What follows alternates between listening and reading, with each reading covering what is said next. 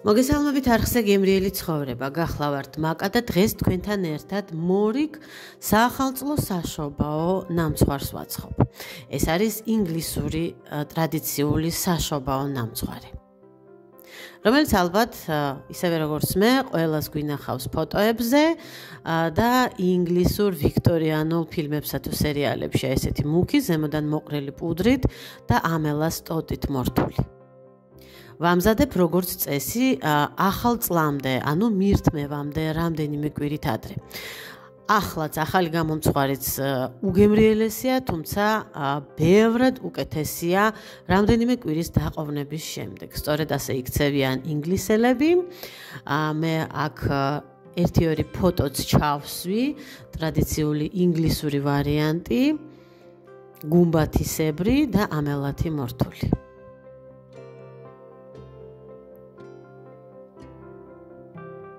მოდით ერთად შევუდგეთ საქმეს და დავიწყოთ ცომის მომზადება, რომლისთვისაც ჯამში ჩავყარე 250 გრამი შაქარი. დავამატე 5 საშუალო კვერცხი, 1 ჩაის კოვზი ფორთოხლის ცედრა, ლიმონის ცედრით შეგვიძლია შევცვალოთ, ნახევარი ჩაის კოვზი ვანილი, აუცილებლად მწիկვი მარილი,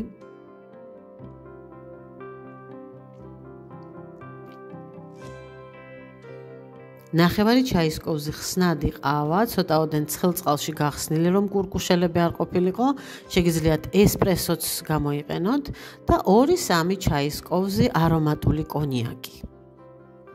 ასევე კარგაბლომად 1 ჩაის კოვზი თავშემოდგმული თაფლი, უფრო მეტსაც ჩავდებდი, რომ ასეთი მწარე და ასეთი მძაფრ არომატული არ ყოფილიყო ჩემი თაფლი, მაგრამ არ მინდა რომ თლად თაფლის გემოზე წასულიყო.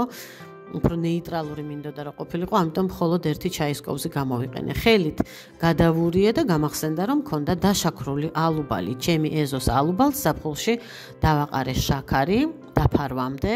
აი ესეთი წვენი გამოიღო, შემდგომ ეს სველი, ტკბილი, არომატული და ფერადი ალუბლის წვენი დადუღდა და აი ესეთი მშვენიერი შესაზავებელი სიროფი გამოვიდა და 2 სუფრის კოვზი ჩავდი ამ ნამცხვარში. ვამატებ ცხიმს, ჯობია იყოს ეს კარაქი ან ერბო, მარგარინს რაღა თქმა უნდა ჯობია, მით უმეტეს რომ 5 კვერცხს ვერსად გავექცევით, ვერაფრით ვერ გამოვა ეს ნამცხვარი სამარხო. კარაქი არის ჩემო კარგებო 125 გრამი. არ უნდა იყოს ძალიან დარბილებული, აი ასე უნდა დაქუცმაცდეს, ბოლომდე არ უნდა დალბეს, თორემ ბევრ ფქვილს შეიზელს და ჩვენ ეს არ გვაწყობს, აი ესე კარგად უნდა იყოს დაქუცმაცებული. ახლა ამ მზა ცომს ჩავამატებ ქიშმიშს 200 გრამს, მე მხოლოდ შავი მქონდა, შეგვიძლია შავი თეთრით ესე შევაზაოთ, ორივე გამოვიყენოთ, ვამატებ 150 გრამ ვაშლის ჩირს, კარგად გარეწყილს, რა თქმა უნდა და დაქუცმაცებულს, შეგვიძლია გავატაროთ კიდეც. გამომიყენებია ასევე ქლიავის ჩირი და არ მომეწონა ეგზოტიკური ანანასი, კივი, ბანანის ჩირებით, რომელიც მარკეტში იყიდება, სუნთლად იმ ჩირის და ცუკატის გემოქონდა კექს. ასევე დავამატე დაჭრილი ნიგოზი 100 გრამი, უფრო მეტიც შეიძლება, თუმცა ჩემთვის 100 საკმარისია ამ პორციაზე. ხანდახან ნახევარ სთხილს, ნახევარ ნიგოს ვიღებ ხოლმე. ვაფარებ თავზე და ოთახის ტემპერატურაზე ვასვენებ ამ ცომს, რომ უბრალოდ ცომის მომავალ ცომს, ესე ვთქვათ, მასას, რომ კარგად გაუჩნდეს გემოები და ამასობაში ჰაერღუმელი ჩავრთე 150 გრადუსზე და ვამზადებ საცხობ ფორმას. ყველაზე მოსახერხებელი ესეთი გახსნილი საცხობი ფორმაა, ჩაუფინე ქაღალდი, ვუსვამ ზეთს. ზეთი ბევრი არ უნდა, თუმცა უნდა ვეცადოთ, რომ იყოს თანაბრად წასმული, როგორც ძირზე, ასევე ნაპირებზე. ნაპირები ასევე ქაღალდით უნდა შევფუთო, ჩაუფინო უფრო სწორად. ამისათვის ესეთი საცხობი ქაღალდისგან ლენტები გამოვჭერი, ზეთიან გვერდებს იოლად მიეწეპა და ახლა ეს მიწეპებული შიგნიდან კიდევ გავპოხე ზეთით. მშვენივრად. აი ასე. განვაგრძოთ ცომის მზადება. დაფქული ნიგოზი დავამატე, სადღაც 50-80 გრამი. ესეც ასევე შეგვიძლია რომ ნებისმიერი თხილით და ნებისმიერი კაკლით ჩავანაცვლოთ. ყველაფერი კარგად გადავურიე და ბოლო აკორდი ვამატებ ფქვილს. ნებისმიერი პროდუქტი აღწერაში იქნება მითითებული თავისი გრამებით. ნახევარი ჩაის კვებზე ან 1 ჩაის კვებზე შავი კაკაო გადავურიე და ვამატებ ფქვილს, როგორც გითხარით, ყველაფერი იქნება აღწერაში ჩამონათვალში თავისი გრამებით და მილilitrებით, არ იქნება მხოლოდ ფქვილი, იმიტომ რომ ამ რეცეპტში ფქვილს მე ვიყენებ თვალის ზომით. უნდა გამოვიდეს აი ასეთი მძიმე სქელი ცომი. ცომი თავისთავად უკვე ძალიან გემრიელია. მიუხედავად იმისა, რომ უმი კვერცხი და უმი ფქვილია, თუ შეგიძლიათ რომ გასინჯოთ, მართლაც ძალიან არომატული და გემრიელია. უკვე არაჩვეულებრივი სურნელია სამზარეულოში და უფრო უკეთესია, როდესაც ცხება ცხობის პროცესში. გადამაქვს, ბევრი არ უნდა იყოს ფორმაში, მაქსიმუმი უნდა იყოს აი ფორმის სიმაღლე. მე სპეციალურად ცოტა ოდენს ვიტოვებ, რომ პატარა სილიკონის ფორმაში გამოვაცხო და დღესვე გავჭრა და ჭრილი თქვენ გაჩვენოთ, რაც შეეხება აი ამ რგვალ ფორმას ახალ წლამდე, შობამდე შეფუთულს შევინახავ. ზედმეტი ქაღალდის სიმაღლეში მოვაჭერი 150 გრადუსზე. ღუმელი უკვე ჩართულია, მხოლოდ ქვედა წვაზე ვაცხე, საშუალო იარუსზე დავდე, დავაფარე ფოლგა და მივაბრძანე ჰაერ ღუმელში. დაახლოებით 20-25 წუთის შემდეგ შეგიძლიათ უკვე გამოაღოთ ჰაერ ღუმელი, მოხადოთ ფოლგა და ხის ჯოხით შეამოწმოთ ცენტრში მზაობა. მე დაახლოებით საათი 10 წუთი დამჭირდა ამ ნამცხვრის გამოსაცხობად.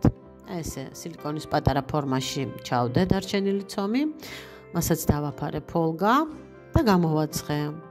ამ პატარა ფორმას, რა თქმა უნდა, საათი და 10 წუთი არ დაჭირვებია, უფრო ადრე მომზადდა. გამოვიღე ფორმა.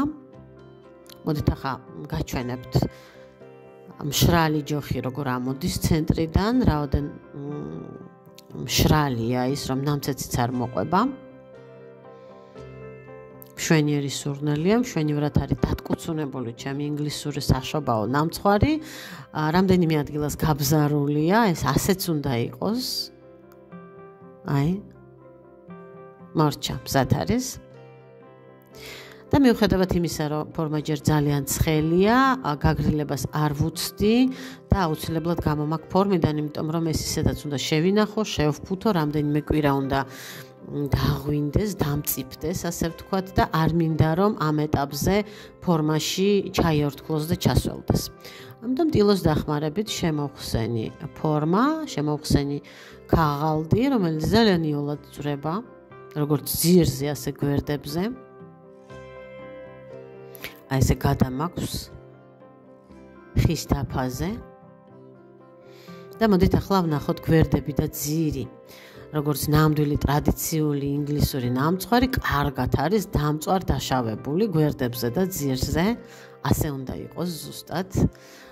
მოგეხსენებათ, ვიქტორიანულ ინგლისში ამ ყველაფერს აცხობდნენ შეშის ღუმელებში და ის უფრო მეტად იყო ხოლმე გაშავებული. ახლა კი ველოდები, როდის გაცივდება ბოლომდე კარგად. ჩვენ კი ეს პატარა ფორმა გავჭრათ, ვნახოთ როგორია ჭრილი და გავსინჯოთ. ამ ეტაპზე უკვე ძალიან გემრიელია, მაგრამ რამდენიმე კვირაში შენახული იქნება უფრო მეტად დამძიმებული, გამკურვებული, არ იქნება ესეთი რბილი, არ დაიშლება ისე როგორც ეს ნაჭერი დაიშალა. და იქნება ბევრად უფრო გემრიელი, უფრო კარგად ექნება ეს არომატები ერთმანეთში გამჯდარი. სურვილისამებრ ამ ნამცხვარს უმატებენ ეგრეთ წოდებულ პასკის სუნელებსაც. მე არასდროს არ ვუმატებ.